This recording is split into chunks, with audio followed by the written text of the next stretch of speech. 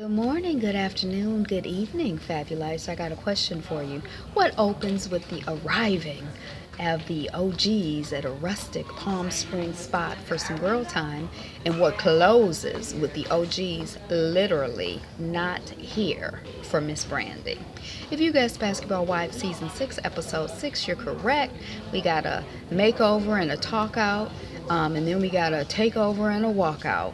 So let's get into it. So, Evelyn, it's her Palm Springs vacay. She's celebrating being fertile or something. I'm not really sure what's going on.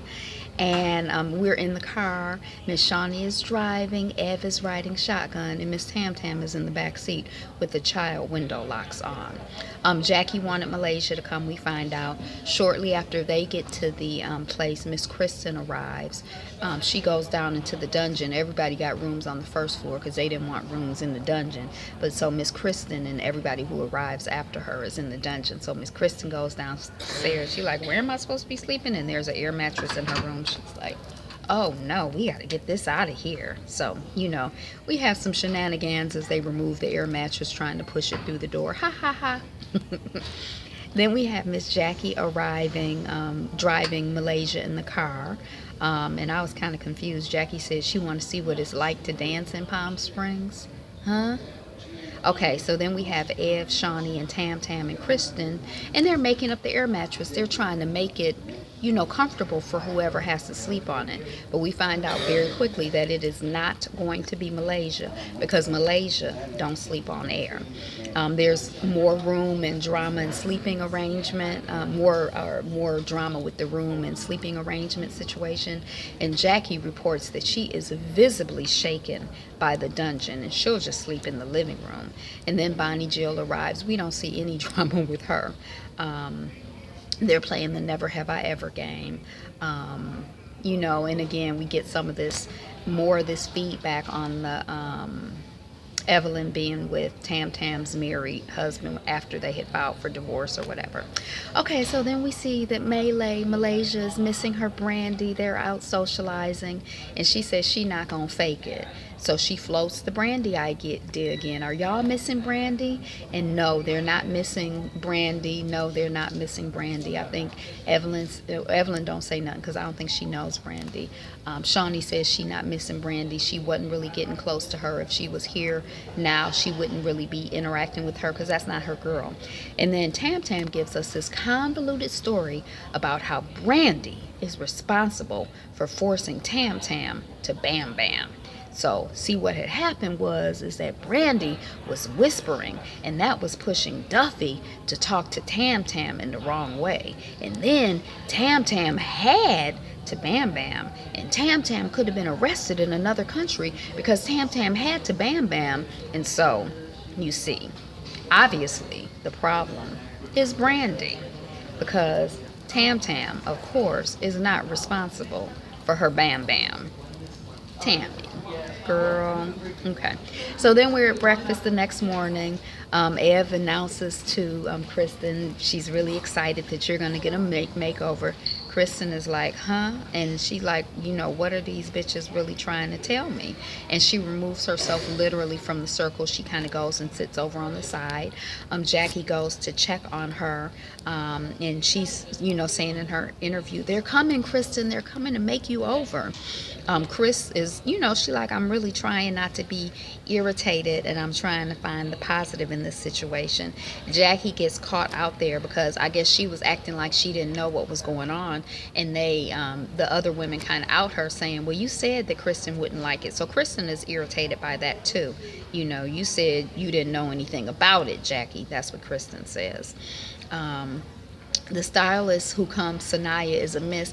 And when they introduced her the first time and they was touching on her breast, I didn't really understand how they were vetting her and how feeling on her breast was the process of vetting her. Because Evelyn is like, oh, we have a really good stylist coming. Is that just BS she's talking, or did they do some research to determine that she's a good stylist for this young woman? I don't know. But the stylist is definitely not a good match for this woman. Her bedside manner is not really strong. She starts off okay, but she quickly disintegrates, and tells her client that she has no style, that she can find cute, cheap stuff for her, implying that the girl don't have no money, and people are offended by that. And she says, the stylist says, some people just don't know how to dress. And the stylist says to her, we ghetto bitches. And Kristen is like, huh? She ain't really said nothing that Kristen was feeling worth even a little bit of a damn. So that's kind of a no.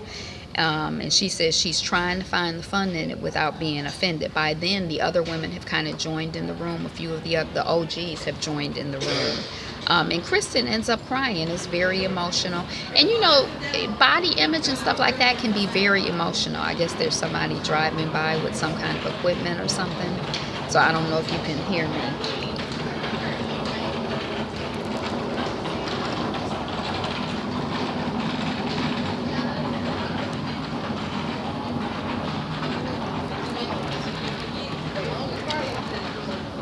And the stylist thinks it's a good idea at this time, or during this whole time when she's not vibing with her client, to share a meme that she saw that she thought was really, really funny.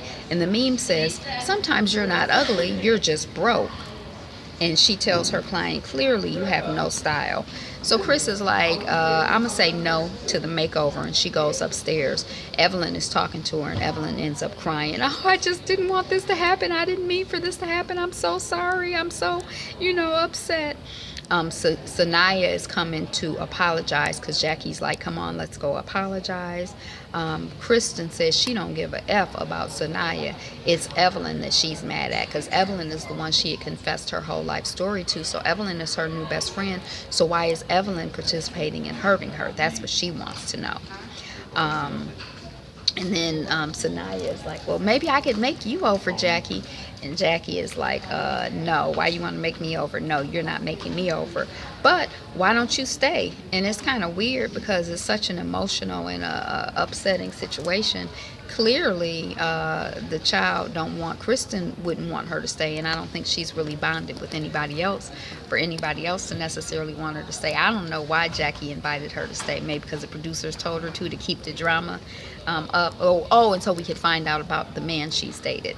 Because then we see them in a party bus, and they are going out. Everybody, the stylist and all of the women are going out.